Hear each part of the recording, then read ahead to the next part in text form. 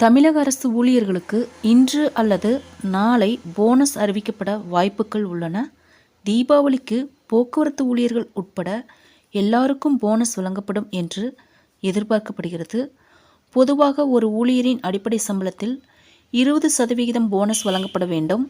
இந்த நிலையில் தமிழ்நாட்டில் அரசு ஊழியர்களுக்கு எவ்வளவு போனஸ் வழங்கப்படும் என்று அரசு தரப்பு வட்டாரங்கள் தகவல் வெளியிட்டு உள்ளன.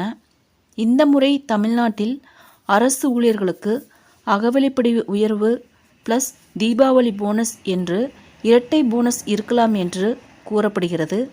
இந்த வாரமே தமிழ்நாட்டில் விரைவில் தீபாவளி போனஸ் அறிவிப்பு தொடர்பாக முடிவு எடுக்கப்படும் என்கிறார்கள். பெரும்பாலும் போனஸ் 12 முதல் 14% வழங்கப்படும் என்று தகவல் வெளியாகியுள்ளது.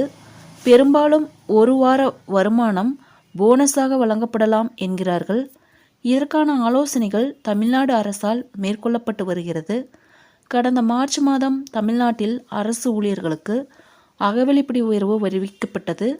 அரசு அலுவலர்கள், ஆசிரியர்களுக்கு தற்போது வழங்கப்படும் அகவிலைப்படியை 46%லிருந்து 50% உயர்த்தி வழங்க முதலமைச்சர் மு.க. ஸ்டாலினால் உத்தரவு பிறப்பிக்கப்பட்டது. இந்த நிலையில்தான் போக்குவரத்து சங்கங்கள் சார்பாக அகவிலைப்படி வேண்டி கடிதம் அனுப்பப்பட்டு உள்ளது.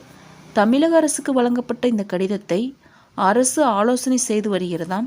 விரைவில் அகவிலைப்படி தொடர்பான அறிவிப்பு இருக்கும் என்று தகவல் வெளியாகியுள்ளது. இதுபோக தமிழ்நாட்டில் ஜனவரி, பிப்ரவரி, மார்ச், ஏப்ரல், மே மாதங்களுக்கு அகவிலைப்படி நிலுவைத் தொகை சேர்த்து வழங்கப்படும். நண்பர்களே, தமிழக அரசு செய்திகளை உடனுக்குடன் தெரிந்து கொள்ள என்னுடைய ஜெனிட்டா சர்ச் சேனலை சப்ஸ்கிரைப் பண்ணுங்கள். நன்றி, வணக்கம்.